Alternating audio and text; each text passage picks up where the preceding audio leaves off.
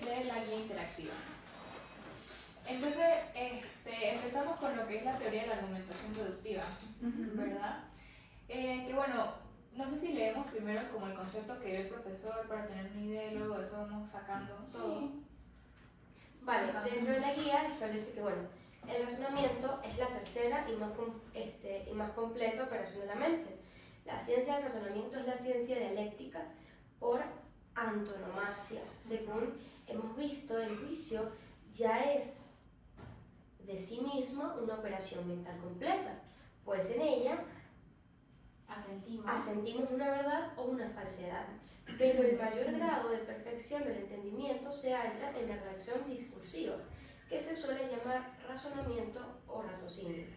Bueno, acá lo que establece es que hemos visto que la lógica estudia los tres actos de la mente, que están los conceptos, los juicios y los razonamientos. Empezando por un concepto que es algo... una representación intelectual. Ya no es eso. Ya no es eso, sino que ya se transforma. Luego pasa a un juicio, que es la unión de esos dos conceptos para generar una afirmación o una negación, y llegamos ya a un razonamiento, que es lo que da una conclusión válida para generar una idea como tal. Entonces es interesante esta palabra, sería bueno buscarla, que es antonomasia. Ya es como la parte final del pensamiento de la persona, o sea, ya es como algo concreto y lógico de lo cual se va a hablar, ¿no? De lo cual la persona como que lo va a expresar.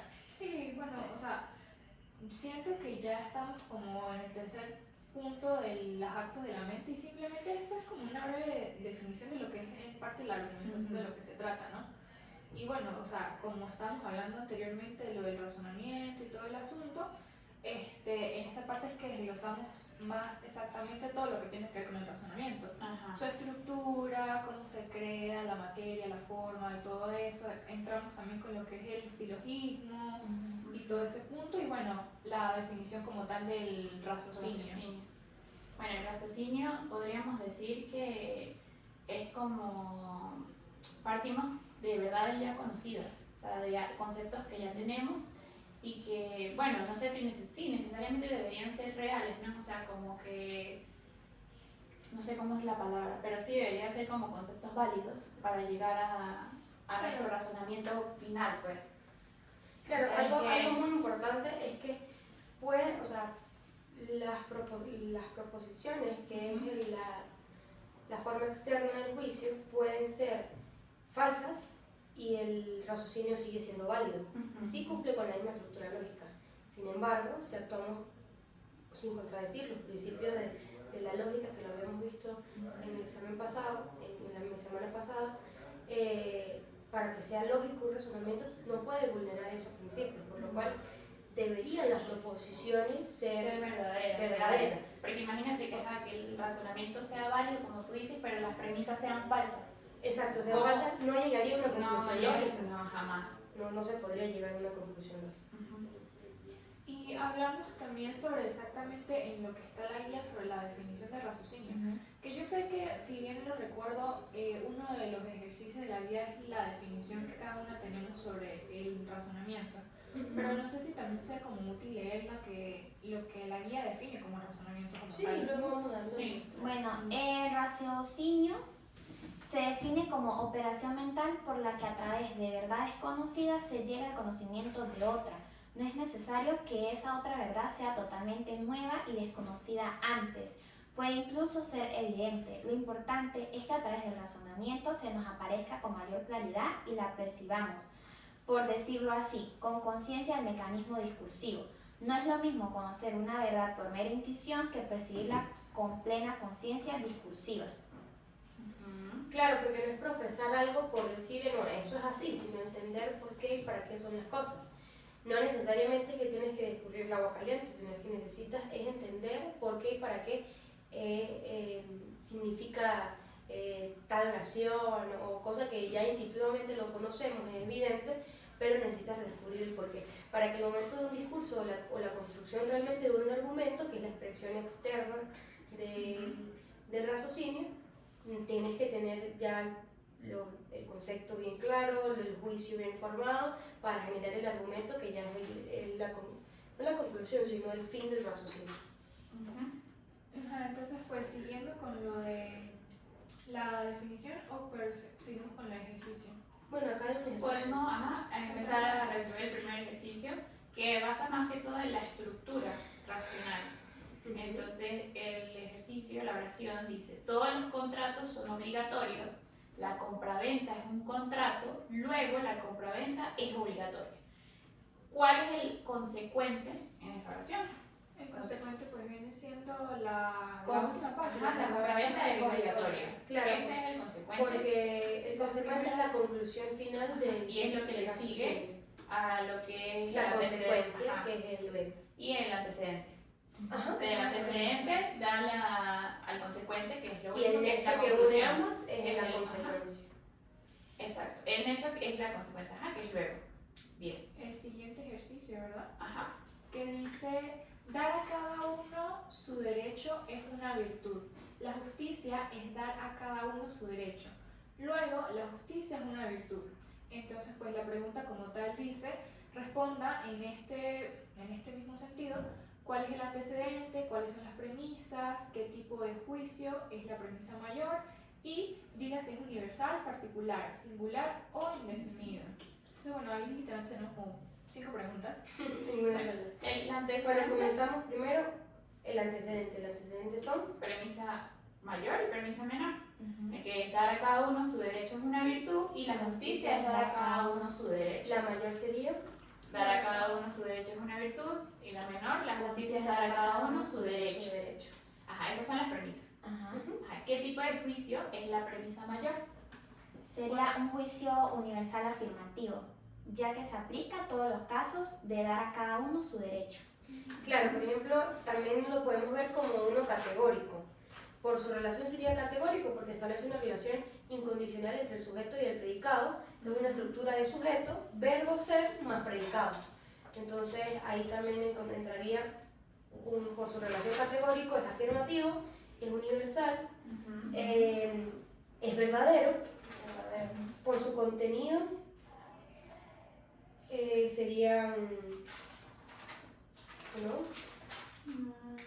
No, por su Sería- extensiones universales. Ajá. Y aquí por su contenido serían ideales o conceptuales, que se refieren a objetos pensados como los juicios axionómicos en la lógica y las matemáticas, o valores absolutos e independientes del tiempo. Por ejemplo, todos los números primos son iguales. Y acá, y los reales parten de algo actual. En cambio, o sea, la justicia es algo que se mantiene durante el tiempo, por lo cual es ideal o conceptual. Y luego, según la clasificación de Lazo, que es pertinente que Paola había hablado algo de eso, que dice que es un juicio enunciativo. No sé si tiene... Bueno, pero creo que sobre el tema de que el juicio era enunciativo, sinceramente estamos hablando de eso, pero no era en este ejercicio. Si bien recuerdo, estábamos hablando sobre otro ejercicio. Ajá, cuando estamos hablando de que... Sobre la de la estrella enana amarilla. Ajá, allí era donde estábamos hablando de que era enunciativo, de que como que se... Estaba en cada uno de los tipos de juicios. Ya en esta parte lo último que nos queda son los antecedentes, que los antecedentes son las premisas de la primera y la segunda premisa. O sea, la mayor y la Pero menor. acá pide que qué tipo de juicio es la premisa mayor. Claro, la premisa La mayor es mayor universal. es universal. Es universal. Universal. Entonces, bueno. Ah, claro, porque lo está aquí condicionando, ¿cierto? Sí, sí. Es el lado. Exacto. Entonces, bueno, ya luego de esto, seguimos con la siguiente pregunta. Bueno, la siguiente pregunta es como que cada una diga que ¿Qué entiende ¿qué por entiende raciocinio? por el raciocinio? Raciocinio. Bueno, es algo como bastante básico, porque a ver, cuando yo estuve hablando sobre esto, que lo intentamos como discutir en clase en algún momento, pues yo había escrito que, pues para mí el raciocinio es la habilidad de pensar paso a paso usando los conocimientos, los conceptos y el juicio que tú ya tienes anteriormente para llegar a una nueva conclusión que tenga una base, ¿no? Que tenga su estructura propia, vamos a decirlo así. Bueno, yo acá tengo una definición que la copié el día de la clase, que decía: el razonamiento es la capacidad de extraer conclusiones a partir de premisas o ideas preexistentes. Es el proceso mental que nos permite organizar y relacionar conceptos para generar nuevos conocimientos o justificar una creencia. En su forma más simple, es la habilidad de pensar lógicamente para resolver problemas y tomar decisiones o formar juicios. Bueno, yo también tengo en mis apuntes que, bueno, sabemos que es la operación más avanzada y perfecta de la mente, más compleja que el concepto, que solo identifica características esenciales y accidentales, el juicio, que afirma o niega algo a partir de los conceptos, y a través del razonamiento se llega a una nueva verdad, partiendo de conocimientos previos. Esa verdad puede ser evidente o desconocida también, hablamos mucho en clase sobre eso. Entonces eso para mí es lo que entiendo. ¿Sí, Luz? Bueno, también tiene algo parecido en que va de verdades ya conocidas, para aclararlo, como para esclarecer. Pero diciéndolo de una manera más resumida sería como es la habilidad de pensar con orden y lógica para entender, juzgar o resolver situaciones de manera coherente. Es la facultad de pensar con lógica para analizar, deducir y tomar decisiones fundamentadas. Porque es que no solamente es llegar a nuevas conclusiones o a nuevos conocimientos, sino para entender otros también. Algo que ya estaba como explícito, pero quieres Pero entender un poquito más. detallarlo más. Ajá, Porque esclarecerlo. no solamente es crear algo nuevo, aunque sí, a partir de un razonamiento se puede llegar a cosas que tal vez la ciencia no lo haya probado todavía, y por ahí empieza la ciencia, a buscar toda la parte científica. Sin embargo, también sirve para entender cosas mucho más simples, entender por qué parte esto de esto y me lleva a otro resultado. Claro. Bueno, eso es, ves que cada uno entiende el raciocinio de una manera distinta, pero sigue siendo lo mismo, realmente. Entonces, con el siguiente ejercicio, ajá, ¿verdad? Creo que es el siguiente ejercicio que es lo que sigue ahora.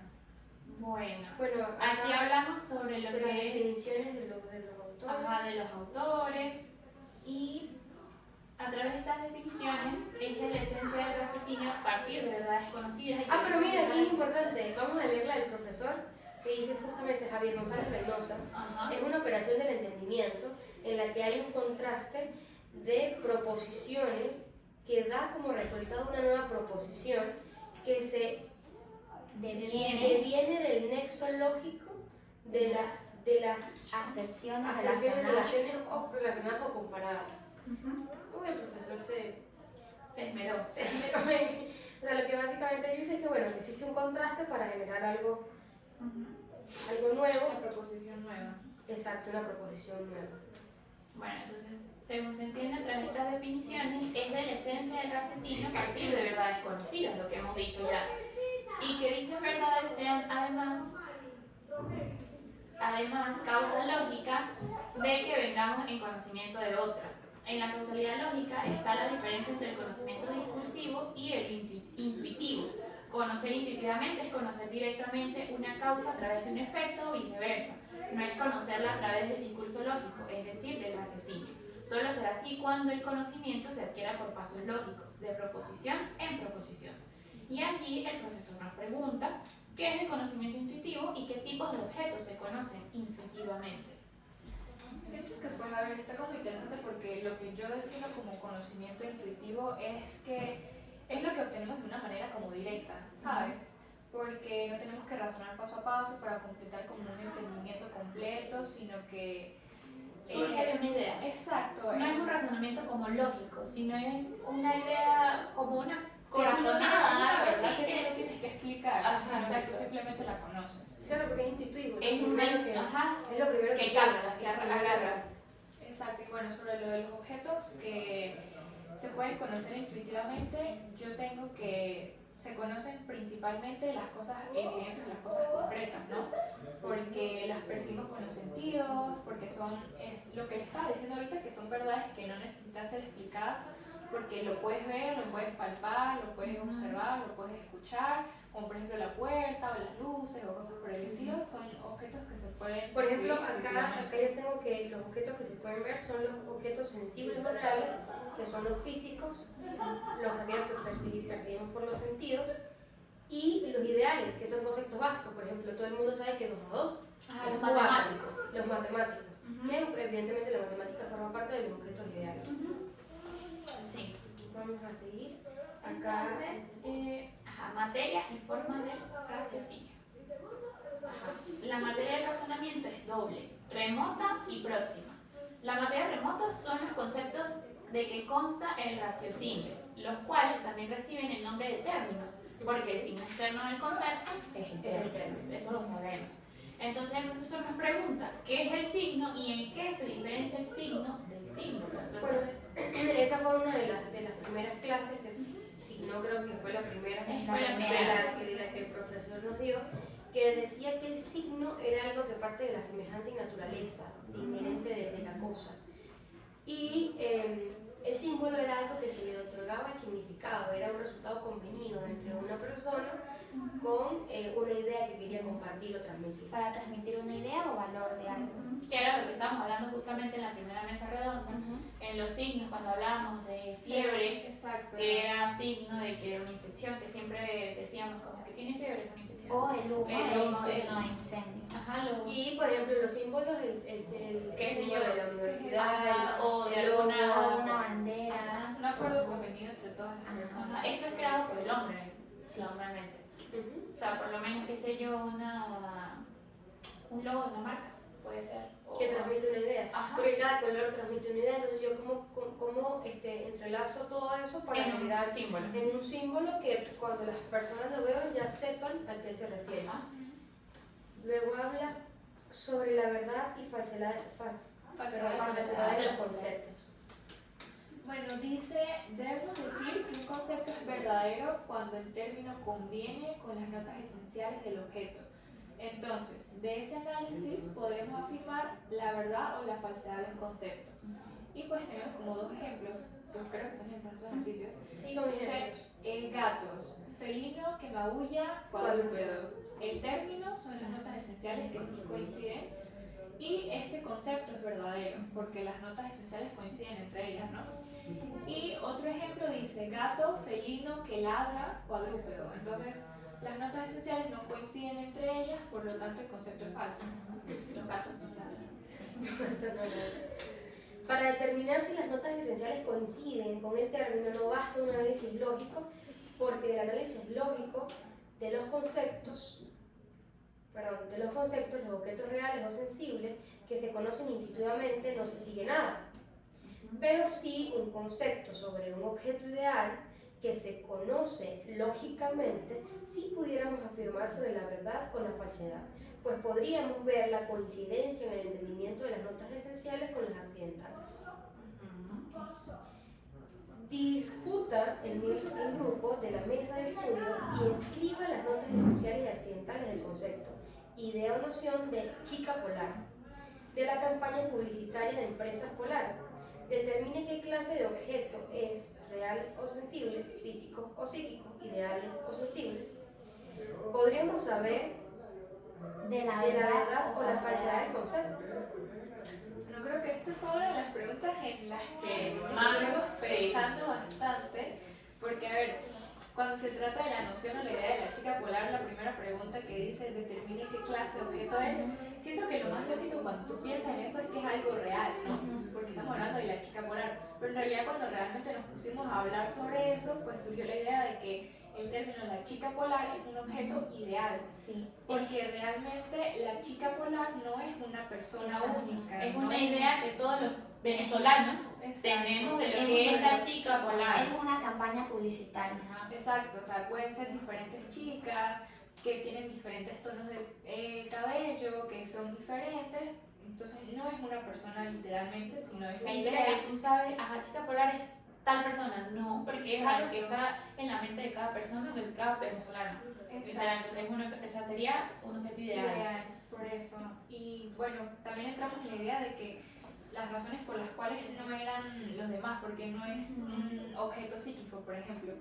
Entonces, a ver, yo cuando estuvimos hablando de eso escribí que no es psíquico porque esos objetos son las representaciones internas de la mente de cada persona en concreto y que depende de la experiencia de cada persona. Entonces, por eso llegamos a la conclusión de que es un objeto ideal. Claro, porque es que la chica polar es algo que identifica a empresas polar. Básicamente es una campaña que ellos han llevado a cabo para el beneficio de su marca. Entonces ya no es algo que parte de lo que yo siento, sino ya de lo que la misma empresa ha generado de ella. Y no está predeterminado, o sea, la imagen de chica polar no es una No es la misma sola, o sea, persona. no es la misma todo el tiempo. Pero es un símbolo de empresa polar, porque es que es algo convenido. Pero es algo de la marca. Es algo de la Es marca. algo de la marca, de la publicidad. Pero podemos decir que es psíquico-simbólico y no físico-real, aunque se basa en imágenes de personas reales.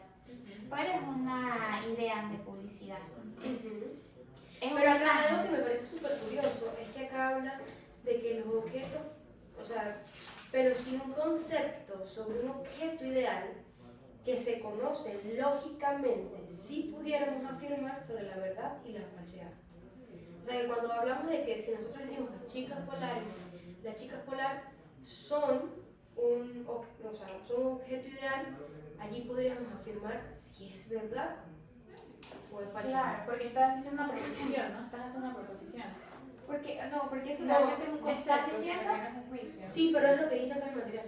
Pero es que podemos ver si podemos afirmar la verdad, la falsedad, pero cuando revisamos si las notas esenciales coinciden con las accidentales. Dice, pues podríamos ver la coincidencia en el entendimiento de las notas esenciales y accidentales. Pero no tengo que ver. Bueno, yo tengo que, en mis apuntes, que los conceptos ideales como la chica polar son ideas o símbolos y las ideas no tienen verdad o falsedad. Lo que tiene esas propiedades son los juicios o afirmaciones que hacemos sobre ellas. Claro, pero lo que me parece curioso, y sí, en efecto, pues un concepto no es, ya tendrías que hacer un juicio, ¿no? Pero acá lo que se está hablando es que el término que es el resultado exterior del concepto, comparemos las notas esenciales y accidentales y veremos si esas notas accidentales van a cuadrar con el concepto que tenemos de gato o no. Eso es básicamente lo que está pidiendo en el Eso ejercicio. para descubrir si es verdadero o no. Entonces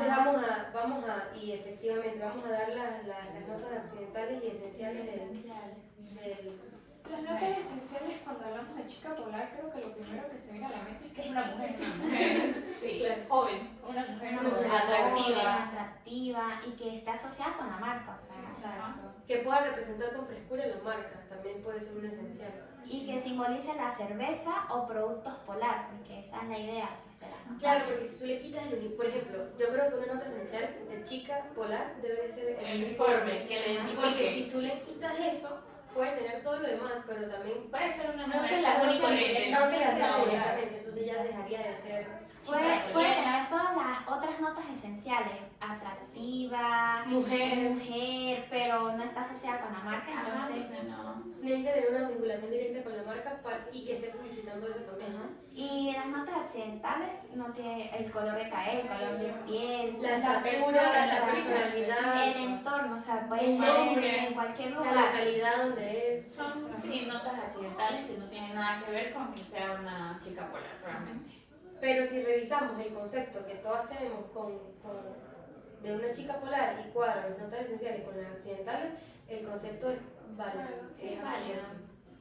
Pero sin embargo, eso es lo que todavía me causa un poquito de ruido, porque Sí, a mí también. o sea, no me queda pero se claro. afirman las notas esenciales y las accidentales es lo que se puede afirmar, pero el concepto en sí no se puede afirmar y negar porque ya estaríamos haciendo un juicio, estaríamos extrayéndolo de un concepto a hacer un juicio, Y pero lo que se está afirmando es que si las notas esenciales compaginan unas con otras para generar el concepto.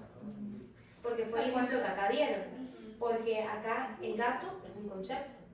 Pero estamos diciendo que el concepto es falso o es verdadero, pero no lo estamos afirmando ni negando, estamos diciendo que es falso o verdadero, es afirmar o negar. Bueno, es como que digamos la chica polar y mostremos a una chica que no tiene nada que ver con polar, ni siquiera tiene su uniforme ni Ajá. nada, ese concepto de la chica polar entonces es falso. Ajá. Pero si Ajá. mostramos a la chica polar Con el una chica que uniforme. tiene todas las características, ese concepto es daría verdadero, a verdadero. pesar de que los dos conceptos dicen lo mismo. Exacto. Ese es el punto de las notas esenciales. Exacto, allí sí vamos. Porque el concepto es lo que es la visión, ese concepto debe compaginar directamente tanto con las notas esenciales y las accidentales. Porque si estas contradicen al concepto ya preexistente, el concepto sería falso. Claro. Exacto, entonces seguimos. Sobre los conceptos jurídicos, el legislador obliga con su poder coercitivo y absoluto a extensión de validez de sus órdenes. Pretensión de validez de sus órdenes. Convenir a un término en las notas esenciales autárquicamente y se llaman definiciones legales. Pero el legislador siempre va a tener como límite la lógica. Por ejemplo, no podrá ordenar nunca que el acreedor debe pagar la obligación. Una norma así sería un despropósito. La materia próxima son las proposiciones o juicios que lo conforman. Ah, ya comprendo. Por ejemplo, si la materia, acá estamos hablando de la materia. La materia y la forma, creo. Sí, no recuerdo. No, pero la materia es próxima y remota, ¿no? Ajá. La materia remota son los conceptos y esos conceptos deben ser falsos o verdaderos. Que esas notas accidentales deben compaginar con las notas accidentales esenciales deben compaginar con el concepto. Y luego tenemos la materia próxima, que son todas las proposiciones o juicios que lo conforman. Recordar que los temas de las proposiciones y juicios. Sobre la verdad y la falsedad de los juicios. Bueno, vamos a explicar un poquito esto.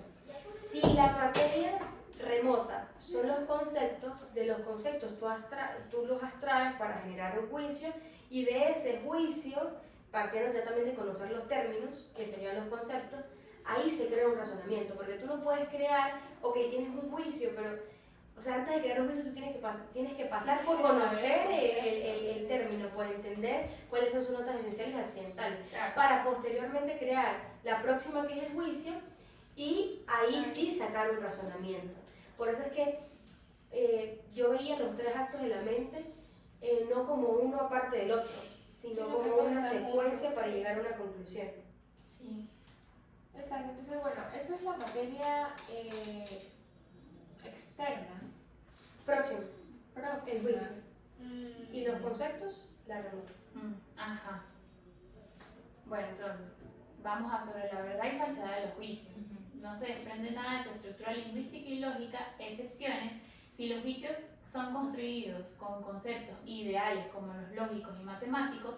Sí podemos conocer sobre la verdad o falsedad de esto. Estamos hablando de matemáticos, lo que está 2 más 2, 4, eso sí lo podemos saber.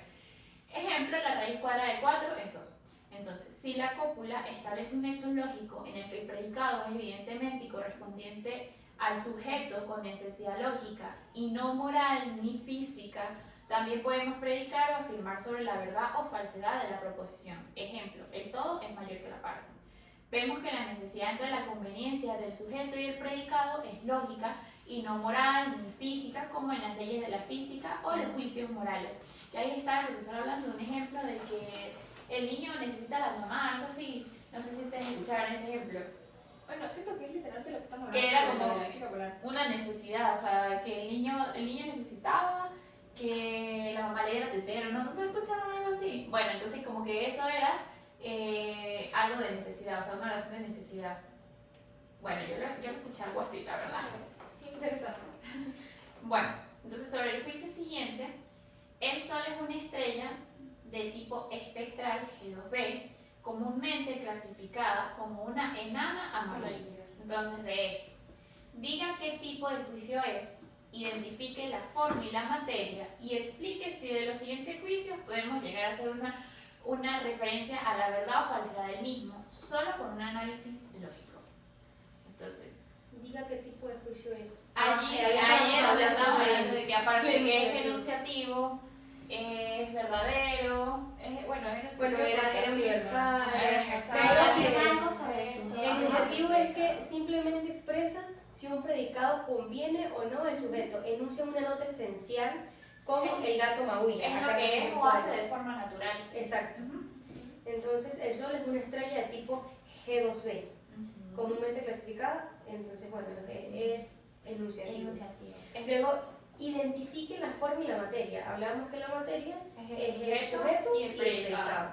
Y la forma es la cópula. Entonces allí sería, la materia sería el sujeto y el sol, y el predicado sería toda la relación. Y la cópula, que es la forma, es la el verbo es. Y bueno, la última parte de determinar que si se puede probar si tiene veracidad esa frase solamente con haciendo un análisis lógico, pues quedamos en el punto punto de que realmente no se puede, porque para este tipo, o sea, para este juicio específicamente, estamos tratando de algo sobre que tenemos que buscar una verdad científica para poder asegurar si sí o si no. O sea, Se debe comprobar. a juro se tiene que comprobar de alguna u otra manera y solamente con la estructura lingüística no podemos decir si eso es verdad o no. No, Porque porque- realmente no estudiamos esa materia. Astronomía, sí. No estudiamos esa materia, entonces realmente no podemos decir, sí, yo estudié esto en ese Necesitaríamos expertos para saber si es real o no. Exacto. Pero Sí, dándole sí, un sí. análisis lógico, es realmente que no. No, porque es que realmente el análisis lógico parte de un análisis discursivo, no científico. Entonces, podemos saber qué es una estrella, podemos saber qué es espectral, por ejemplo, qué es el sol, como un concepto o un término que tenemos nosotros intuitivamente, pero para poder confirmar que, por ejemplo, clasificada como una enana amarilla y una espectral GB2, Eso realmente no son Tiene conceptos que para ser saber un eso. estudio científico. Exacto, no solamente es lógico el análisis, sino tiene que ser científico para poder conformar que la pregunta ¿Es verdadero o es hay falso? un juicio es falso Ajá. o verdadero. Aquí por lo menos yo tengo que el análisis lógico solo nos permite evaluar la coherencia formal del juicio. Por ejemplo, si se dijera, el sol es y no es una enana amarilla, un análisis lógico nos diría que esa afirmación es falsa por el principio de no contradicción. Lógicamente. Entonces, para saber si el sol es una enana amarilla no basta con la lógica, necesitamos observación, métodos científicos, todo lo que estamos hablando. Entonces, Claro, eso era porque como para- era lo que hablábamos, no sé si, bueno, sí, y yo lo comenté al inicio, que hablamos que los raciocinios pueden ser válidos a pesar de que sus juicios sean falsos, ¿cierto? Pasa igual acá. Puede ser un juicio válido porque cumple con la estructura de un juicio, pero es falso porque científicamente no es así. Entonces, no vale como sencillamente un análisis lógico o que, no se está contradiciendo, pero no sabemos si es falso, lo que se está afirmando no sabemos hasta que revisemos científicamente y comprobemos por qué se establece eso, que es un espectral G2B. G2B. Ajá. Entonces tenemos Sobre los juicios jurídicos, se expresan como juicios de valor de modo imperativo absoluto. El legislador decide transformar un juicio de valor en una orden. En la ciencia del derecho tenemos que destacar que hay juicios jurídicos que son evidentemente lógicos y sí se pueden predicar sobre su verdad y falsedad. Si el legislador no establece la orden conforme a la lógica, la norma se hace inexigible por falta ser aplicable. Ejemplo, la sentencia tiene que ser ejecutada en juicio lógico. El legislador no puede oponerse a la idea de que toda sentencia válida, correcta, oportuna, nace para ser ejecutada, forzada o voluntariamente. Claro, porque es que puede estar dictada, puede ser válida, puede tener validez, porque está promulgada, cumplió con todas las normas básicas para su promulgación, si la expidió una autoridad pertinente, pero el tema es la eficacia de la norma jurídica. Es decir, que cuando ya se hace inexigible es cuando no compaginan las fuentes del derecho con la norma, lo que genera una contradicción social y hace que todo el mundo pues rechace el cumplimiento de la misma, por lo cual no va a ser eficaz la norma. Por ejemplo, es que si mañana naciéramos a decir, bueno, es obligatorio matar a todos los que tú veas. O sea, las personas, existiría un dilema moral allí de decir, ¿para qué está pasando? Nos vamos a acabar nosotros. Entonces ya no es como un legislador que a pesar que cumpla todas las normas para todos los pasos básicos para ser emitida, eso es totalmente inexigible. Bueno, entonces pasamos con la forma de raciocinio, que consiste en aquella disposición peculiar o un hecho de las proposiciones que las hace aptas para producir una conclusión. La forma tiene mucho que ver con la causalidad lógica del raciocinio. Donde no hay causalidad lógica tampoco hay forma discursiva, que es lo que hemos estado hablando. Gracias a la forma lógica de los raciocinios podemos distinguir entre ellos la rectitud del discurso. Habrá rectitud cuando una conclusión sobrevenga por causalidad lógica, es decir, por la correcta disposición formal de los juicios anteriores. Pongamos por caso un raciocinio en que no se cumple esa rectitud formal. Todo acto humano es imputable. El hurto es un acto humano. Luego, el hurto debe ser castigado. Claro, aquí hay una discordancia entre las premisas y la conclusión, ¿no? Estuvimos hablando sobre eso, de que el hurto como tal estaba diciendo que es un acto humano y que todas las acciones deben ser castigadas. Ajá. Claro, dice, todo Debe acto ser humano es todo acto imputable. humano es imputable. Bueno, ahí vemos que es una premisa falsa, pero eso no es el fondo del asunto, sino dice, el hurto es un acto humano, luego el hurto debe ser castigado, en ningún punto Estuvimos hablando se habla de de castigo, de castigo, o sea, nunca se habla de castigo, sino de imputable. Y imputable es que tú puedas, ¿cómo diría yo? O sea, no tiene esa conexión Se lógica. admite ese delito. O sea, la persona es capaz de cumplir jurídicamente con un delito, con una obligación de hecho, pero no un castigo en sí, ¿no? Son términos muy distintos. Exacto, No, no se tiene que sigue. ver una cosa con la No otra se sigue realmente. necesariamente, ya que falta una premisa que relacione la imputabilidad con el castigo. Sí, justamente hablando de eso que dice yo también tenía algo parecido, que dice que pues para evaluar el raciocinio lógico nos fijamos en si la conclusión sigue las premisas, pero en el ejemplo que tenemos, pues las premisas, o falta la premisa intermedia que haga el nexo entre ellas dos, o una de las premisas O está falta una equivocada. premisa. Exacto. Pero no podemos determinar la verdad o la falsedad de la conclusión solamente con una lógica discursiva.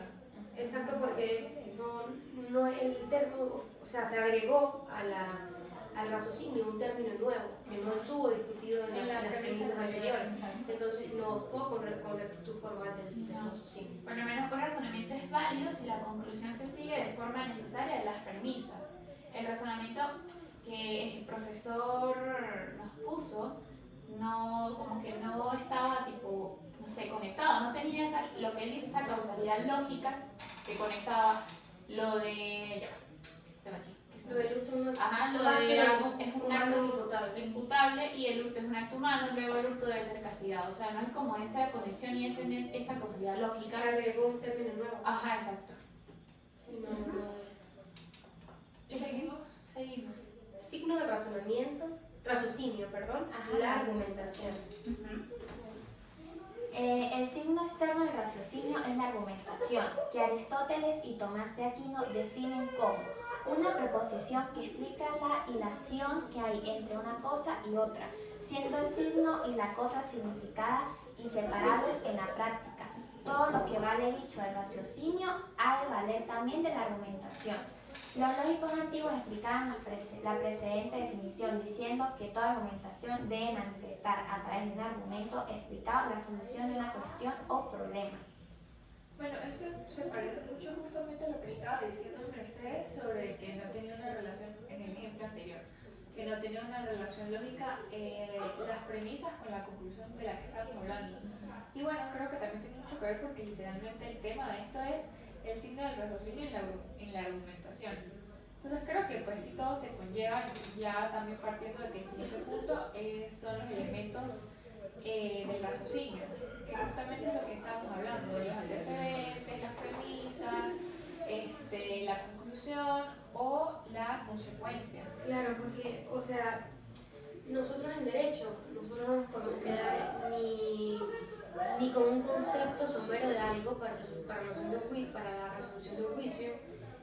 No tampoco te puedes quedar con un juicio si es afirmativo, negativo, falso, verdadero, si no necesitas un argumento explícito, o sea, necesitas ya decir, epa, yo tengo esto y es así porque por esto y por esto.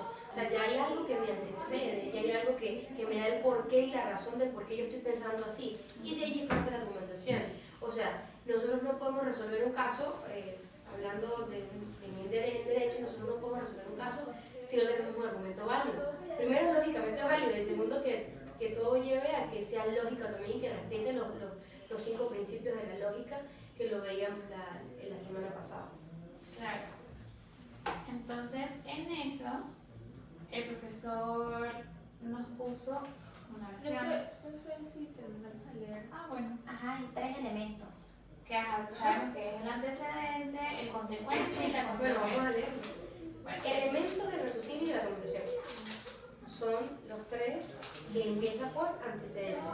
Es la proposición o proposiciones de las que se sigue una conclusión. En el ejemplo acabado de dar son antecedentes las proposiciones. Todo acto libre es imputable, pero era todo acto humano.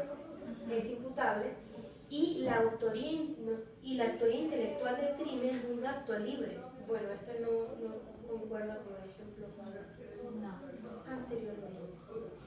Pero bueno, vemos esa parte. Vamos con el consecuente. Es la proposición que se sigue del antecedente. Es lo mismo que el ejemplo visto. El consecuente, bueno, es la conclusión, muchachos. Aquí está un poquito más confuso, pero es mejor si lo decimos nosotras. Sí. Es mejor que como lo entendamos. Y bueno, aquí la consecuencia es el nexo lógico necesario que une ambas proposiciones. Sí, bueno, de eso es lo que justamente estamos hablando. Pero que ahora no une ambas proposiciones. Lo que une es el antecedente con el consecuente, Ajá. que es la consecuencia. Ese es el nexo que los une, como lo estamos por lo tanto, por consiguiente, Luego, entonces. Todo eso son los que los unen. Entonces, tenemos que los antecedentes es la unión de las premisas. Ajá. Cuando son dos o más premisas. Sabemos que las premisas son Bueno, están proposiciones. unos que leímos al final, ¿no? Que llevan una sola premisa. Pero bueno, Bueno, todavía eso. Todavía, ya va. Obviaba una premisa. Ajá. Y bueno, por último tenemos que es el consecuente, que es la conclusión. La conclusión, eso le sigue del antecedente. Del antecedente, Ajá. claro. Entonces, así es más fácil Y la explicarlo. consecuencia, la que une el antecedente con la conclusión.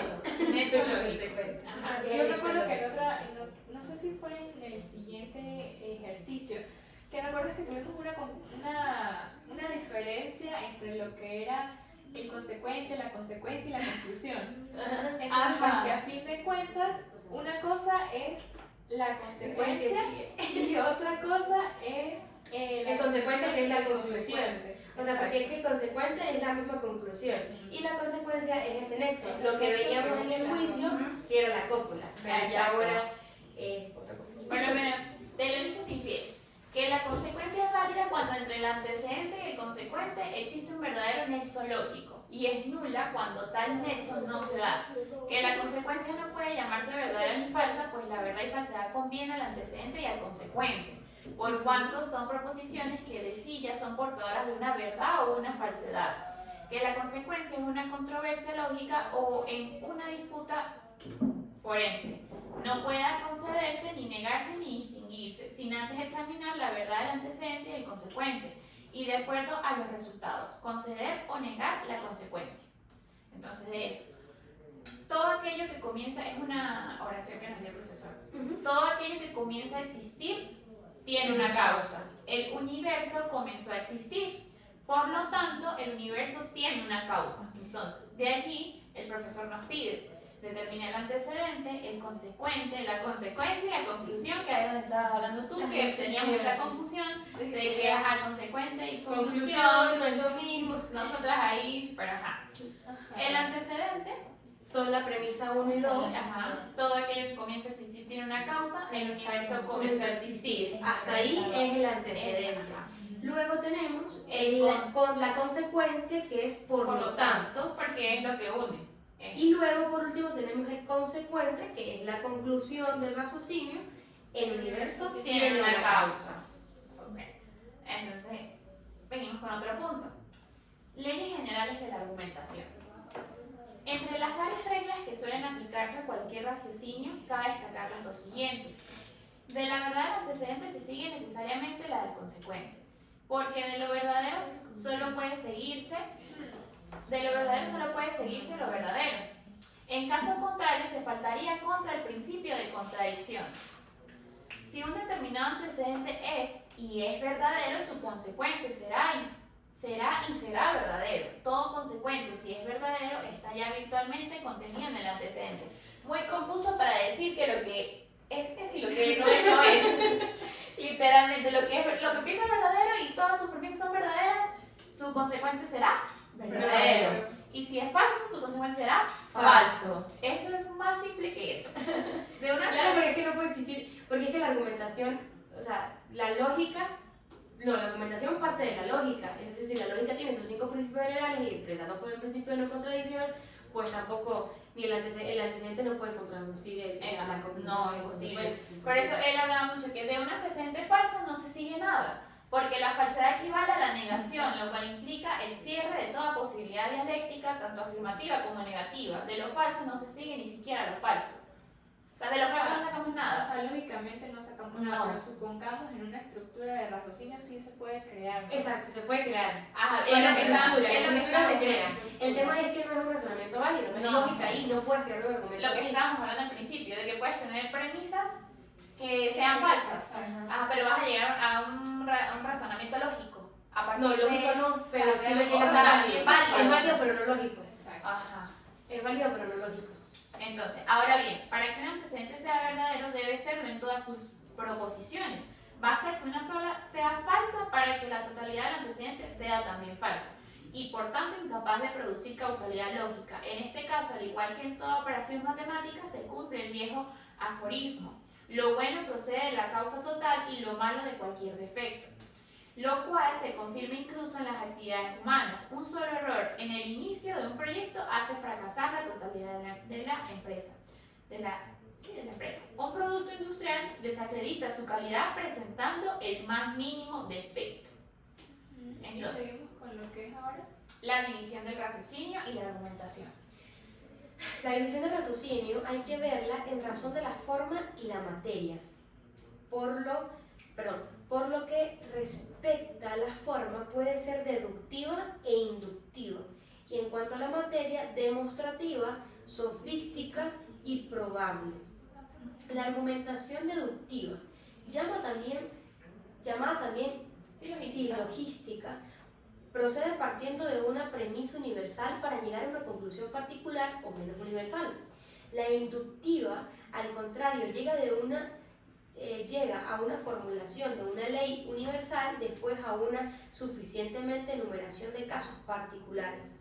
La argumentación demostrativa parte de verdades ciertas y necesarias para llegar a una conclusiones también ciertas y necesarias, y la sofística, que es la bajo apariencias de rectitud y verdad en el antecedente, se pretende hacer pasar por verdadera una conclusión falsa. Y la probable, finalmente, es aquella cuya conclusión se busca la certeza absoluta, no se busca la certeza absoluta, sino una mera probabilidad. Seguidamente nos extenderemos en cada una de estas clases de argumentación. Vamos con la deductiva, que es el silogismo. El silogismo es el modelo del raciocinio más común y es el que lo que es más importante es la lógica. Aristóteles hace valer la misma definición, la que ya conocemos, para el raciocinio y para el silogismo, es la misma. Aquí Aristóteles ve el silogismo como el raciocinio. Sin embargo, tradición lógica, fundándose en el mismo Aristóteles, abordó una definición que Balmes formula de la siguiente manera. Silogismo es una argumentación en que se comparan dos extremos con un medio para descubrir la relación que tienen entre sí. Solo la ley positiva M, que debería ser el término medio, ¿no? Puede tener sanción penal, P, que decíamos que era predicado, y lobna, que es el sujeto, que es S, es una ley positiva P, predicado. Luego la lobna, S, puede tener sanción penal. P. Simbólicamente es MP, MP, SM y SP. Entonces dice, aquí los dos extremos comparados son tener sanción penal y lobna, PS. Y el tercero con el que estos se comparan es ley positiva, que es M. Bueno, yo acá creo que aquí el profe, dentro de acá, le faltó una M acá. Porque la ley positiva es el término medio con acá la ley positiva de la segunda proposición. De la segunda premisa, perdón. Es una ley positiva, es P. Es M, por la estructura que dice MP, SM, SP. Sí. Claro, porque es el término medio que une. Ajá. Tanto, solo una ley positiva, M, y acá abajo dice la logna es una ley positiva, por lo cual la ley positiva acá también debería ser M. Para seguir correctamente la estructura que está abajo, que dice MP, SM, Ajá. SP. Sí. También lo podemos ver, o sea, igualito sí significa eso, pero yo una vez que lo estaba revisando, Para mí, la primera manera de yo entenderlo fue que la letra M era el término medio, o bueno, así fue como lo escribió el profesor, ¿no? Que viene siendo lo del conector. Luego el término P, o sea, la letra P es el término menor, no, el término medio, si no mal recuerdo. El predicado. Exacto, el predicado, pero no, perdón, es el término mayor. Y la letra S, que es el término menor, que sí es el sujeto real. Claro, porque acá Si lo habla, haces como en acá habla que en vez de como sujeto y predicado, ellos lo ven como dos extremos que se comparan. Que dice, hay dos extremos comparados, tener sanción penal que es un extremo y la lomna que es otro extremo. Mientras que la ley positiva es lo que está en el medio, que son los por lo cual estos dos son comparados y se llega a una conclusión. Que sería M. ¿Qué sería la M? Porque es el medio que compara los dos extremos. Ajá, dice, se comparan los dos términos extremos con un medio. Si ambos convienen con el medio, también convendrán entre sí.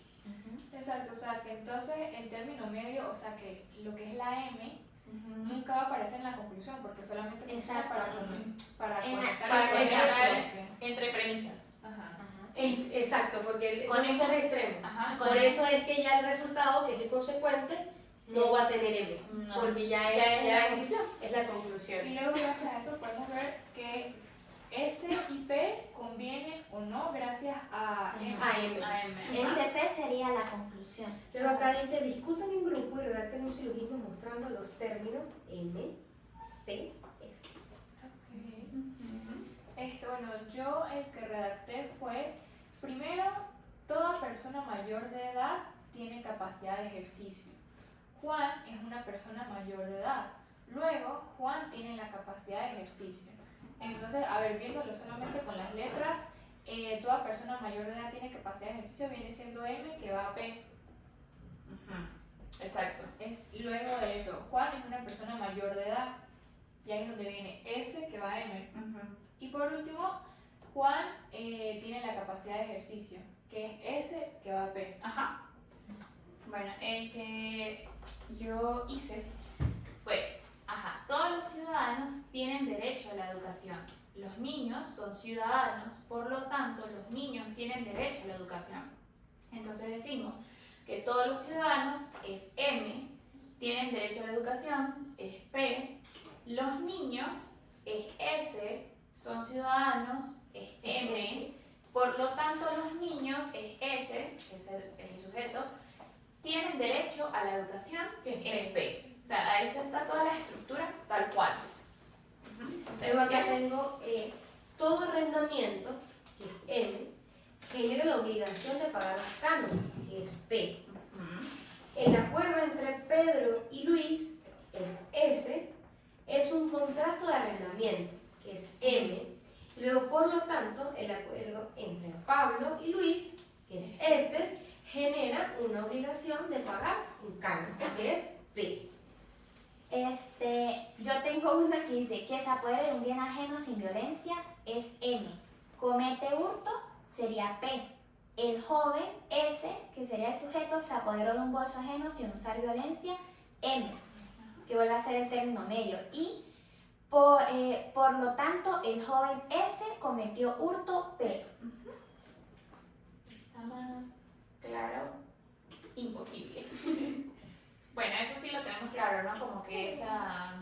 Es un poquito Sí, porque son dos extremos y hay un punto intermedio que genera. Ese fue el método deductivo que utilizó antes. Al principio sí es como un poquito confuso. Sí, porque porque es que- realmente tardamos bastante Sí, para sí. entenderlo. Costó. Fue tremendo. Sí. Materia remota del silogismo. La materia remota del silogismo son los términos que hay en él. El número de tres, medio, mayor y menor.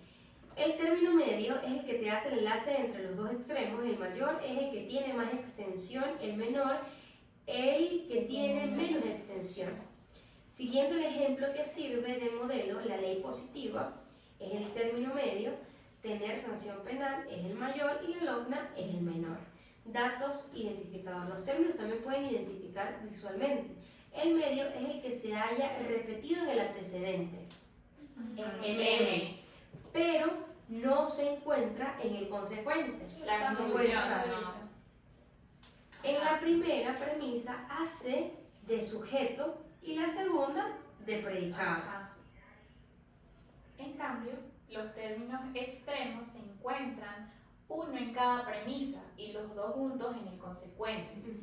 El término mayor es el predicado de la primera premisa. En el caso sería tener sanción penal, que es P. Y el menor es el sujeto de la segunda, que es logna, que es S. Al fin, se encuentran los dos de nuevo En el consecuente, y el mayor como predicado y el menor como sujeto. Entonces, allí es toda la estructura.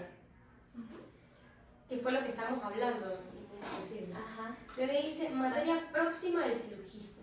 Ya vimos la remota, ahora viene la próxima. Son materia próxima del silogismo las tres proposiciones que lo componen. Las dos primeras, que son los antecedentes, se llaman premisas. En el ejemplo visto son la ley positiva, puede tener sanción penal, MP, y la ley seca es positiva, MP. La proposición final de la conclusión que se llama premisa. La proposición No se llama no se llama premisa. La conclusión es igual a consecuente más consecuencia. La logna puede tener sanción penal, SP. La premisa mayor es la universal y de mayor extensión, mientras que la menor es un juicio singular o de menor extensión. En caso de que también sea universal, la conclusión será siempre una proposición particular. Y si es universal, tendrá menor extensión que la premisa mayor. O sea, Porque sí, siempre sí, se sí, tiene que cuenta. partir de algo mayor para poder generar una conclusión Es mayor. como una regla. Exacto. La premisa mayor debe ser universal, de mayor extensión. La menor, O sea, singular o de menor extensión. Porque es que, por ejemplo, tú no puedes venir, el lápiz de Udalí es azul, por lo tanto todos los lápices son azules. Ajá, exacto. Por No puedes ejemplo, partir de algo singular o particular a algo universal, que es por la supuesto. extensión de todo el sujeto o todo el objeto. Entonces, no. Por eso siento que, ¿saben? No tendría lógica. En la última cosa que estábamos revisando, las diferencias que no son diferencias, pero bueno, la parte del silogismo, que hay una categoría en la que le quitas una premisa. Partiendo de esto, la idea es que se quita la premisa menor, justamente por la idea de que no puedes ir desde lo particular hasta lo general. no se puede, no se puede. Entonces se Porque no obtiene- tendría sentido lo que estás diciendo. Exacto, se obtiene la premisa mayor y con esa premisa mayor te vas directamente a la conclusión y Al por consecuente. exacto, al consecuente. Claro, pero es eso, pues jamás se va a poder invertir la fórmula, siempre tiene que ir de lo general a lo particular. Sin embargo, pueden ser premisas con juicios particulares, pero tendría que ser algo mucho menor que eso. No todo el tiempo tiene que partir de una premisa universal. El oficio de las premisas consiste en comparar los dos mencionados términos extremos con un medio, a fin de establecer en la conclusión si ambos extremos convienen o no entre sí. Atendiendo al mismo ejemplo, en las premisas MP y SM se comparan los dos extremos M y S para concluir en el consecuente que dichos extremos SM convienen entre sí. Dicho más concisamente, las premisas unen los extremos con el medio y la conclusión une los extremos entre sí. Pero en el caso de que una de las premisas sea negativa, su oficio ya no consistirá en unir, sino en separar, expresándose en la conclusión la repugnancia entre ambos extremos. Modifiquemos para este caso el ejemplo anterior y digamos, toda ley es obligatoria. La compasión no es ley, luego la compasión no es obligatoria. Ajá. Entonces, aquí las premisas separan los extremos, obligatoria y compasión del medio, ley, para concluir que dichos extremos no convienen entre sí, porque dice, toda ley es obligatoria, la compasión no es ley, luego la compasión no es obligatoria. Exacto, realmente, o sea, el término M, si no me equivoco, es el que conecta los extremos de las premisas. Que sería la ley. Exacto, Que no aparece en la en la conclusión. Pero la conclusión niega la conveniencia entre los dos extremos, ¿no? Ujú. Que es la compasión y que no puede ser obligatoria porque realmente no es una ley. Claro, porque O sea, se va a ver evidenciado claramente de que no convienen ambos términos, no tienen relación uno con otro. Ajá, Y ese en es la el punto. consecuencia, por ejemplo, si dijera toda ley es obligatoria, La compasión compasión no es ley. Luego, la compasión es obligatoria, se estaría contradiciendo. No es, siempre tiene que negar de que no hubo conveniencia entre ambos términos para que ese raciocinio sea lógico. Exacto. Entonces, si atendemos a la materia próxima y remota, veremos que el fondo silogístico subyace en multitud de procesos mentales, donde esto se manifiesta con mayor evidencia. Es en la sentencia de los jueces. Toda sentencia judicial contiene al menos virtualmente una premisa mayor con un enunciado del contenido legal, exacto, y una menor cuyo sujeto puede ser, por ejemplo, el indiciado X. Estos dos extremos se unen con un medio, que puede ser el delito, y finalmente la sentencia es la conclusión en que se afirma la conveniencia entre el sujeto, el indiciado X, y el predicado del enunciado legal. Sea, por ejemplo, todo encubridor será castigado con prisión. Juan ha sido encubridor, luego Juan será castigado con prisión. Esta sí tiene relación, está diciendo que Juan será castigado con prisión. Tiene relación con que todo encubridor será castigado con prisión. Juan ha sido encubridor, entonces Juan será castigado con prisión. Esta sí tiene relación entre la premisa mayor y el consecuente. Porque el término medio sería encubridor y el que no aparece dentro del consecuente. Vamos con forma del silogismo. La forma constituye del alma del silogismo. Bueno, el silogismo tiene la materia, que es la materia próxima y remota. Ajá. Y raro, ¿verdad? Porque es que la materia del juicio, del raciocinio como tal es los conceptos y el juicio, ¿verdad? Pero el silogismo es la Próxima y la remota. La próxima y la remota, que la remota son los tres términos y la próxima es las proposiciones que componen a las primeras. Bueno, es casi lo mismo, el tema es Sí, se parece. Sí. Y luego tenemos, ahora sí, quería volver a repasar eso un poco, para no perder el hilo. Forma del silogismo. La forma constituye el alma del silogismo. Consiste en una disposición tal de los términos y proposiciones que, en virtud de su causalidad lógica, pueda producirse una conclusión legítima. La conclusión se seguirá legítimamente de las premisas si éstas han sido colocadas debidamente. Es decir, según requisito formal, observada la verdadera forma silogística, necesariamente se produce la consecuencia. Es la auténtica forma del silogismo. Es decir, que cuando tú pones las dos premisas, los antecedentes, las dos premisas que constituyen el antecedente, inmediatamente va a salir una conclusión. O sea que podríamos decir que la forma del silogismo es la conclusión, es el consecuente. O sea, es el resultado del consecuente. Sí. A través de las dos. Aquí dice que sea una conclusión legítima. La conclusión se seguirá legítimamente de las premisas si estas han sido colocadas debidamente, según los requisitos formales que ya los hemos visto cómo deben ser. Entonces, ese es el alma del silogismo. Entonces, bueno. Ahora viene el principio general del silogismo, que acá una vez me hizo acordar del principio general de la lógica, que es la igualdad también. El principio... pero era de exclusión de un tercero. Ajá, exclusión de un tercero. El silogismo en general se basa en los siguientes principios. Principio de igualdad con un tercero. Y la otra era exclusión. Ajá, tercero. Ajá. Dos cosas iguales a una tercera son iguales entre sí. Dos cosas de las que una es igual a una tercera y la otra no son iguales entre sí.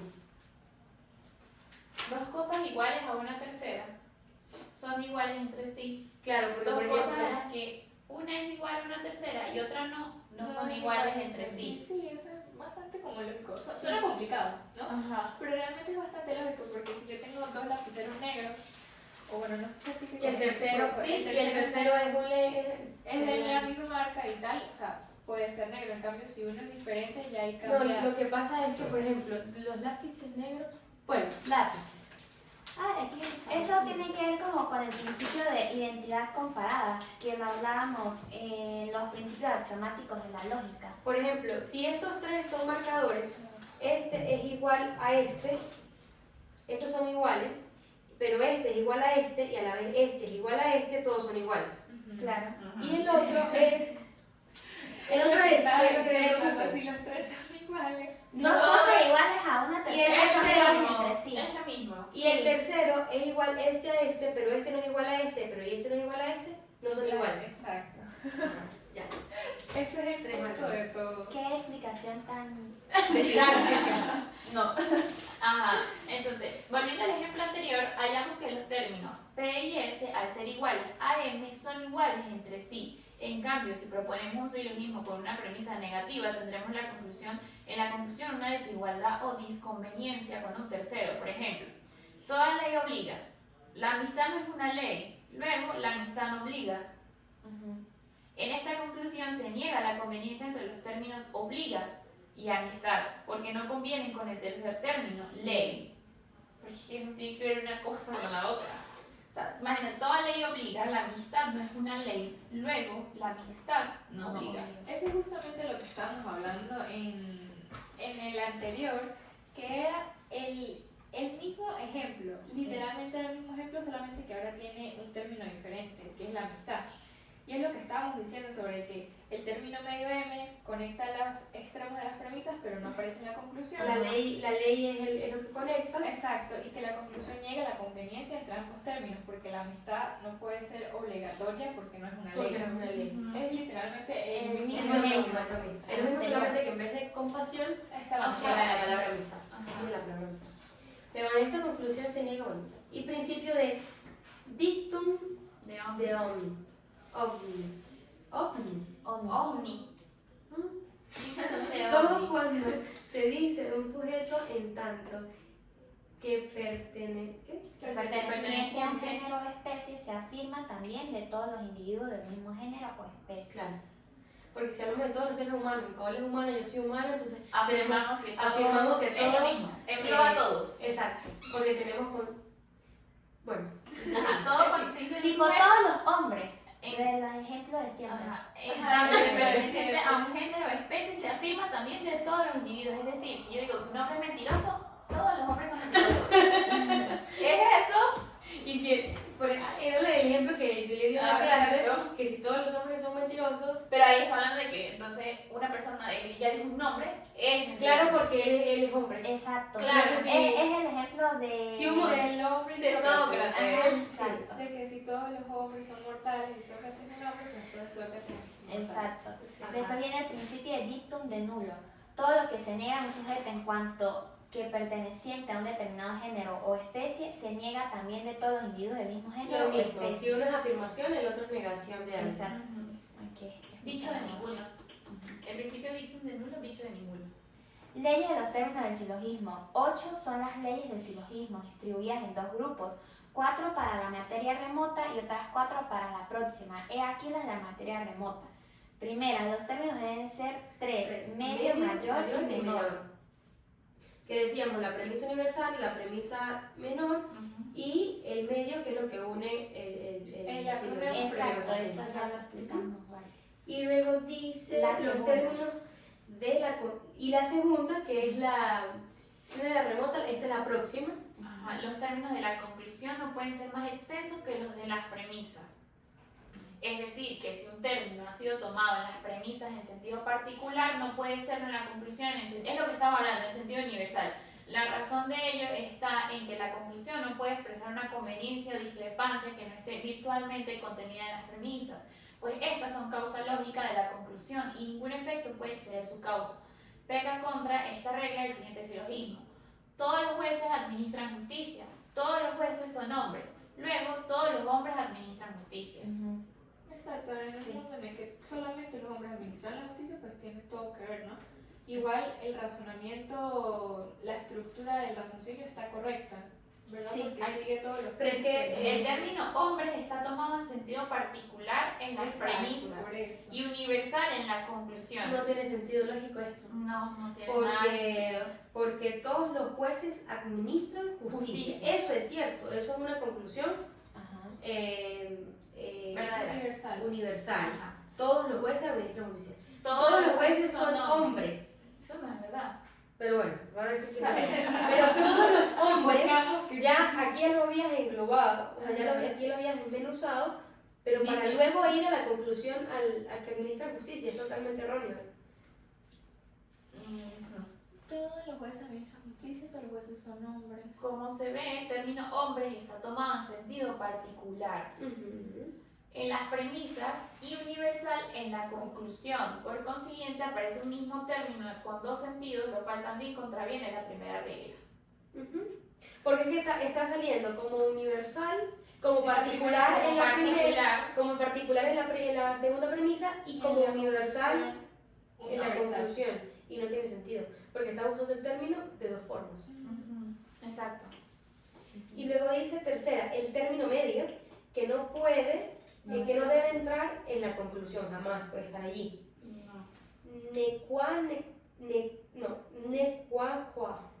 Medium copiar. Así debe ser porque el oficio del término medio se limita a facilitar la comparación entre dos extremos, lo cual solo puede cumplirlo en las premisas, en la conclusión sería un término sobrante y en el silogismo nada puede sobrar ni faltar. Veamos esto último en el siguiente ejemplo. Todo contrato se firma, la compraventa es un contrato, luego la compraventa es un contrato que se firma. Es evidente la superfluidad del término contrato en la conclusión. Luego la compraventa es un contrato que se firma.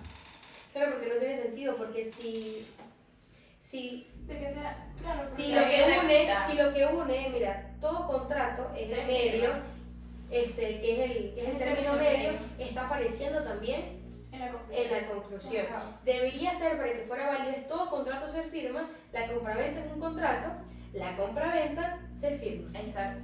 Porque no tendría que salir el término contrato. El contrato. De la premisa menor, no debería. La cuarta, el término medio debe ser tomado al menos una vez en sentido universal.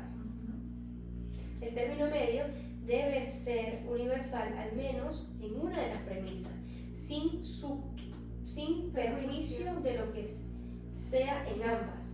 Si en las dos primeras fue particular o singular, podría tener en cada una de ellas un sujeto distinto o referirse a un diferente aspecto de la particularidad. De este modo se pecaría también contra la primera regla, pues se introduciría más de un tercer término con el que la comparación de dos cosas con una tercera resultaría imposible. Así se evidencia este ejemplo. Algunos jueces son corruptos, algunos honestos son jueces. Luego, algunos honestos son corruptos. Aquí el disparate es evidente, es muy evidente. Un silogismo solo concluye bien cuando versa sobre materia de universal a particular. Aquí está literalmente De un disparate. Y aparte repite, algunos jueces son corruptos, algunos honestos son jueces, algunos honestos son corruptos, no tiene absolutamente sentido lógico, nada. Es que su sentido lingüístico también está mal. Todo, Sí, aparte está de mal. lógico. Leyes de las proposiciones del silogismo. Quinta. Dice, de dos premisas afirmativas no se puede inferir una conclusión negativa. Tenemos su significado en latín. De no ser así, no se podría cumplir en el silogismo el dictum de omni. Además de que se quebrantaría el principio de contradicción. Igualmente se pasaría por alto el principio de igualdad de dos cosas con una tercera. Esta regla es tan evidente de sí que apenas es posible hallar ejemplos que la contradigan, a menos que se acudan a expresiones negativas equivalentes a una afirmativa, como ocurre en el siguiente ejemplo. Todos los jueces deben ser veraces. Pedro es juez.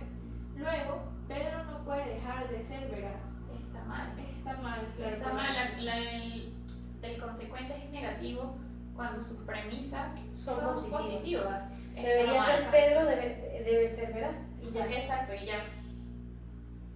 Sexta. Ajá. De dos premisas negativas no se sigue nada. En efecto, ante una doble negación queda bloqueada cualquier salida lógica, no tanto para una afirmación como para una negación. Cualquier silogismo de doble premisa negativa que pongamos a prueba nos manifestará la verdad de esta regla. a no ser que, como en el caso anterior, disfracemos la negativa de una proposición afirmativa, es lo que ocurre en el siguiente silogismo negativo. Lo que nada es no existe, los fantasmas nada son, luego los fantasmas no existen. Exacto, no tiene sentido porque ambas premisas son negativas. Y el punto de todas es que una de las premisas, al menos una, tiene que ser positiva. Y es que no tiene están sentido poniendo el tampoco. término no, los términos nada son. Este silogismo concluye bien porque la premisa menor no es negativa en realidad, sino solo aparentemente, y seguiría siendo así aunque dijéramos los fantasmas no son nada, pues la negación antepuesta a nada es pleonástica. Es decir, que no se puede llegar a una conclusión, no puede llegar a una consecuencia. Séptimo, de dos premisas particulares no se sigue nada. Se reduce a la cuarta, si aquella impone que al menos una vez el término medio sea universal. Igual suerte debe seguir para el resto de las premisas, ya que todas coadyuvan en la comparación de dos extremos con un medio. Es decir, que yo no puedo comparar dos premisas particulares. Una siempre tiene que ser mayor que la otra. No se puede porque no puedes llegar a una conclusión con dos cosas iguales. Algo más No particular. puedes llegar a la conclusión con dos cosas iguales. Tiene que ser una universal y otra particular, singular, menor que la universal, que la mayor. Octava, la conclusión sigue siempre la peor parte. Aquí se establece que si una de las premisas es particular, la conclusión debe ser particular, y que si una es negativa, la conclusión debe serlo también. Es tradicional, aunque arbitrario, atribuir la peor parte del silogismo a la particularidad y a la negación. Probablemente se considera que la particularidad es una deficiencia de la cantidad y la negación lo es de la cualidad, pero igualmente parece arbitrario. Sin embargo, la razón de esta regla es fácilmente comprensible. Si la premisa es particular, debe serlo también la conclusión, porque en el silogismo se quiere mostrar que los términos de la conclusión constituyen con una particularidad del todo universal que se antepone a la premisa mayor. De semejante manera, si las dos premisas son universales, la conclusión seguirá la suerte de la que sea menos universal. Si una de las premisas es negativa, deberá serlo el resto también en la conclusión. Porque un silogismo de esta característica, hay premisa afirmativa que afirma la conveniencia en el extremo medio y la otra negativa que niega. Ahora bien, sabemos que de dos cosas, una de las cuales conviene con una tercera y otra no pueden convenir entre sí. Si esta repugnación es precisamente lo que es manifiesta en la conclusión negativa, dicho de otra manera, la conclusión debe seguir la suerte de las premisas. Si en ellas no se da conveniencia, mal puede haber la conclusión. Esta regla Esta regla nos advierte. Esta regla no premisa, a mí me borró. Sí, dice, esta regla nos advierte, en fin, que cualquier error de las premisas se recoge en la conclusión. También en la vida práctica nos acompaña esta ley. Los errores de un comienzo inficcionan la obra entera y se pagan con creces al final. Estas 8 reglas, en fin, orientadas a preservar los principios de la conveniencia y de las discrepancias en que se funda el silogismo. O sea, todo esto es literalmente para que tenga sentido lógico, todo. ¿Ustedes qué dicen? Sí, es que básicamente cada uno Como se reglas, relaciona. Son reglas básicas de que si una de ellas llega a faltar o se vulnera, inmediatamente el silogismo no tiene lógica alguna. O si son negativas, no se llega a nada. No, si no se llega a nada. Sí, no puedes No puedes ir de la afirmar y al final negar. O sea, No no puedes puedes invertir. negar o al final afirmar, porque no tiene ningún tipo de lógica alguna. No puedes poner el término medio al final, porque al fin y al cabo lo que estás haciendo es una repetición de las Exacto. premisas. Entonces, bueno, son reglas Son un que, montón de reglas que, bueno, que ayudan a que A entender ajá, que una conclusión o un argumento sea realmente lógico. Porque ahí válido. podíamos hablar de las falacias, ¿sabes? Que el profesor decía que cuando llegamos a un razonamiento o a entender la estructura del razonamiento, inmediatamente nosotros a identificar un argumento inválido lo íbamos a conocer a través del que él hablaba de la falacia. Porque al tú saber la estructura de un argumento o de un silogismo, que sería la expresión externa del razonamiento, esa argumentación, tú puedes descubrir tanto tus falacias propias, las cosas que Exacto. tú estás diciendo, epa, no tienes razón alguna, como las de otros. Es para desmentir argumentos y encontrar falacias. Estas reglas no sirven para eso. Bueno, Venimos con mi parte favorita. formas especiales del silogismo. La forma más corriente de expresar el silogismo en esquema lógico es la que acabamos de conocer, es decir, colocando primero las dos premisas y sacar de ellas la conclusión.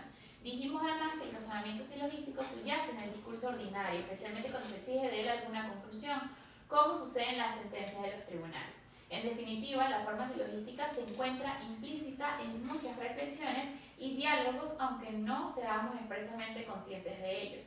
Pero a veces ocurre que al formular un silogismo según el esquema lógico, lo hacemos en forma abreviada, omitiendo alguna premisa que se da por sobreentendida o al contrario, aumentándolas en número, a fin de dar mayor fuerza dialéctica a la argumentación.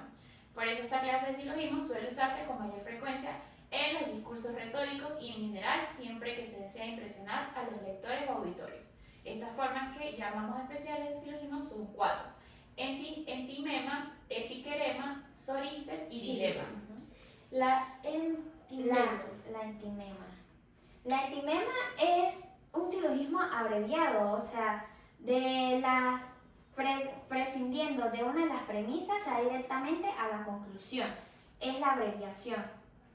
Como Cuando estamos se salta hablando, directo a la conclusión. ajá, como que no podemos pasar de premisa menor a la conclusión, sino es como que más bien agarramos la premisa mayor Omitimos la y menor. Omitimos la menor y se llega a un consecuente, es la Ajá. conclusión. Yo siento que eso es muy útil para lo que son como discursos como persuasivos o para cuando ya la comunidad entiende o se sobreentiende cuál es la premisa que falta, porque si no, O sea, que todo el auditorio y todas las personas que están presentes saben del tema. o sea, O sea, saben a dónde quiere llegar Exacto. la persona que está hablando, que está dando el discurso. Exacto, entonces cuando se omite la premisa menor, pues realmente no hay un problema porque se puede saltar directamente a la conclusión sin que haya un malentendido. En ese caso. Exacto. Porque si realmente es un auditorio, son personas que no entienden.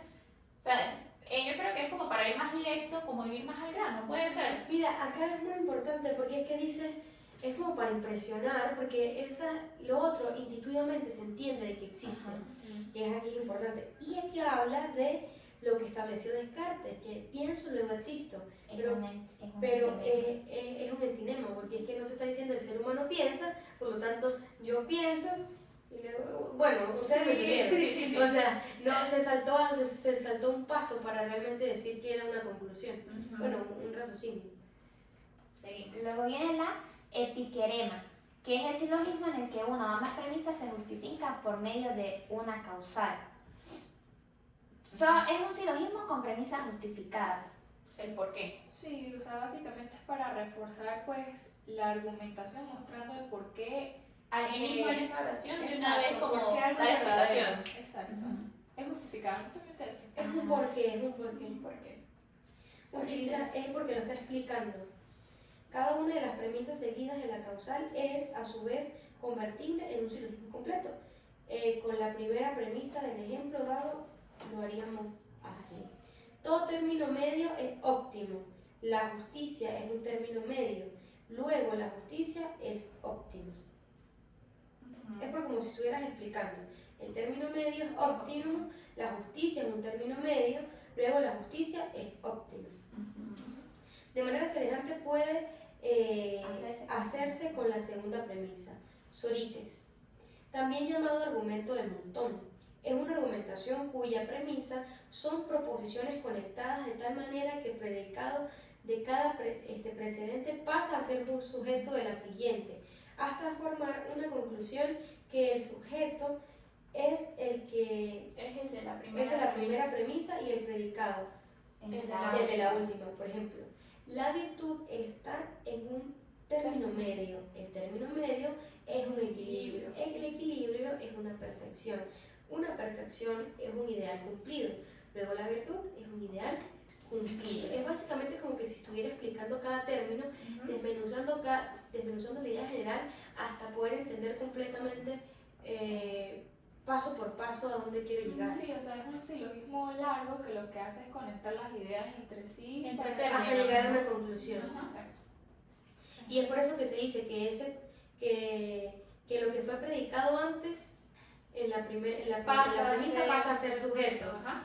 Y así va creándose el silogismo. Y bueno, lo último que queda es el dilema, ¿no? Que es un silogismo hipotético, ¿no? Con una premisa mayor que es disyuntiva y que tiene dos condicionales que llevan a la misma conclusión.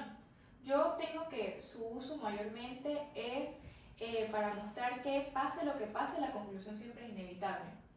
Entonces, por ejemplo, está o la empresa incumplió las normas de seguridad o las cumplió. Si incumplió, debe pagar multas. Si cumplió, debe mantener registros de seguridad. Luego, la empresa debe asumir responsabilidad según corresponda. Silogismo hipotético en el que la premisa mayor es una proposición disyuntiva y la menor son dos condicionales, a través de las cuales ambas partes de las disyuntivas llevan a una misma conclusión. En consecuencia, el ponente y el adversario tendrán respectivamente doble a favor y doble en contra. Pongamos de modelo algunos dilemas históricos. El emperador Trajano publicó un decreto en el que se prohibía detener a los cristianos. No se mandaban a condenarlos así, parecían ante el tribunal, a cuyo decreto respondió Tertuliano con este dilema. O son culpables los cristianos o son inocentes. Si son culpables, ¿por qué prohíbes detenerlos? Y si son inocentes, ¿por qué mandas condenarlos? Luego del decreto es injusto. Bueno, creo que por lo menos yo tengo un ejemplo de dilema, pero bueno, al final de esto, porque estos son muchos ejemplos de dilema, el profesor pide que discutamos en grupo y redactemos ejemplos de entimema, epiquerema, sorites y dilema. Entonces, bueno, yo como un ejemplo de entimema, es lo mismo que hemos estado hablando de Sócrates. Todos los hombres son mortales, luego Sócrates es mortal. Aquí se omite la premisa menor de que Sócrates es hombre, como antes, todos los hombres son mortales, Sócrates es hombre, luego Sócrates es mortal. Aquí omitimos esa premisa menor y quedaría un silogismo, un silogismo abreviado, sí. Sí, que sería el entinema. Ajá. Yo tengo acá, la corrupción debe ser castigada, por eso el funcionario que aceptó sobornos será sancionado. Entonces, lo que se omite es la premisa, se va directo a la conclusión, se omite la premisa menor, el funcionario aceptó sobornos, se está omitiendo. Bueno, yo en Timema tengo que los contratos deben respetarse, por eso el contrato de arrendamiento firmado por Juan es válido, se omite la premisa menor que Juan firmó un contrato. Justamente en esta, a mí se me quedó, me hace muchísimo más sentido ahora el saber que la entimema se usa más que todo cuando las personas ya tienen un contexto de lo que está pasando, Intuitivo, ¿no? ya es algo intuitivo. Exacto, entonces, o sea, yo tengo un ejemplo, pero por ejemplo, el ejemplo que yo supongamos que estamos como en un juicio o algo por el estilo, y yo digo, el homicidio debe ser castigado con prisión, por lo tanto Pedro debe ser castigado, o sea, ya sabemos que Pedro cometió homicidio, porque ya tenemos todo el mismo contexto. El mismo contexto te lo dice, exacto. Luego vamos con epiquerema. Todos los árboles son plantas porque realizan fotosíntesis. El roble es un árbol porque tiene tronco leñoso. Luego el roble es una planta. Justifica. Ajá. Está justificando porque todo contrato debe cumplirse porque garantiza seguridad jurídica. Este contrato de servicio es un contrato porque está firmado por ambas partes. Luego, este contrato de servicio debe cumplirse. Está explicando cada premisa. En vez de darla directo, lo está explicando también el por qué se llegó a esa conclusión. Bueno, A esa premisa, perdón. Mi ejemplo es, todo ciudadano debe pagar impuestos porque eso sostiene el Estado. Juan es ciudadano porque nació en este país. Luego, Juan debe pagar impuestos. Te está explicando cada premisa igual. Exacto, ¿Y por qué nació aquí? Por eso debe pagar impuestos, porque eso sostiene el Estado. En la mía yo escribí que Toda ley es obligatoria porque garantiza el orden social. La Constitución es una ley porque es la norma suprema del Estado. Luego, la Constitución es obligatoria. Es lo mismo que siempre estamos justificando cada promesa. Luego vienen sorites. Sorites. Ejemplo, el conocimiento es poder. El poder implica responsabilidad. La responsabilidad requiere ética, luego el conocimiento requiere ética. Es un argumento con premisas concatenadas. Claro, porque está haciendo una... Explícame Es decir, términos. pasa literalmente el predicado a ser sujeto de la Ajá. siguiente premisa. Termina el poder. Pasa a ser predicado. Conocimiento es poder, luego el poder implica El responsabilidad. predicado pasa a ser sujeto. El sujeto pasa a ser predicado. No, el predicado pasa a ser sujeto. No, El sujeto el pasa a ser sujeto pasa a ser predicado y luego otra vez. El predicado pasa a ser sujeto. Ajá. Y así. Exacto, porque es la cadena. Es una cadena. Bueno, el exacto. conocimiento acá es el sujeto y el poder predicado. Y Luego después El de- predicado pasa a ser el sujeto en la siguiente Ajá. premisa. y así, pero se van. Pero el predicado pasa a ser el sujeto. Porque dice, el conocimiento es poder, el poder es el predicado. Y en la siguiente premisa pasa, el poder sería el sujeto, implica la responsabilidad. La responsabilidad sería el predicado en esta premisa, que pasa a ser sujeto.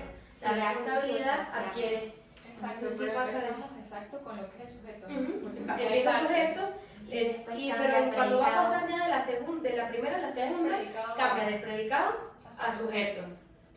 Y luego dice, yo tengo, la ley protege los derechos fundamentales. Todo derecho fundamental garantiza igualdad ante la ley. Lo que garantiza igualdad ante la ley debe ser respetado por los jueces y tribunales. Luego los derechos fundamentales deben ser respetados por los jueces y tribunales. ¿Vale?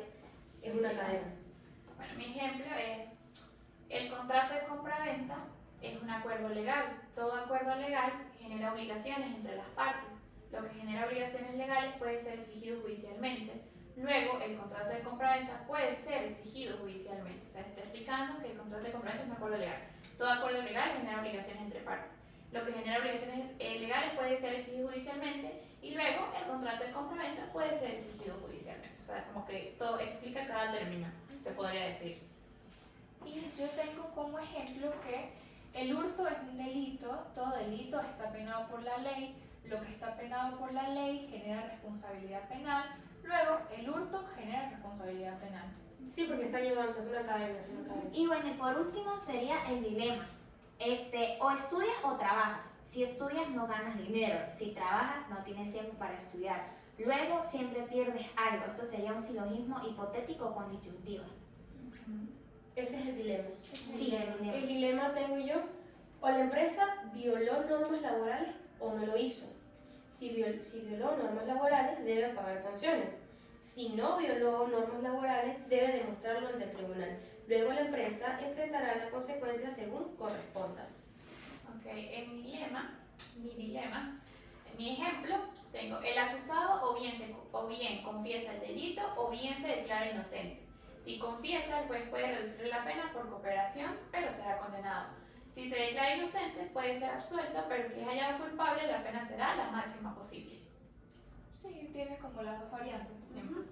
Y bueno, yo como ejemplo tengo, o Pedro cometió hurto o cometió estafa. Si cometió hurto, debe ser castigado. Si cometió estafa, también debe ser castigado. Luego, Pedro debe ser castigado. O sea, si esto siempre explica que siempre hay una conclusión o siempre hay una, en este caso, una sanción, pase lo que pase. Y bueno, con Eso eso es terminamos toda la guía. nuestra tercera mesa redonda. Gracias. Gracias.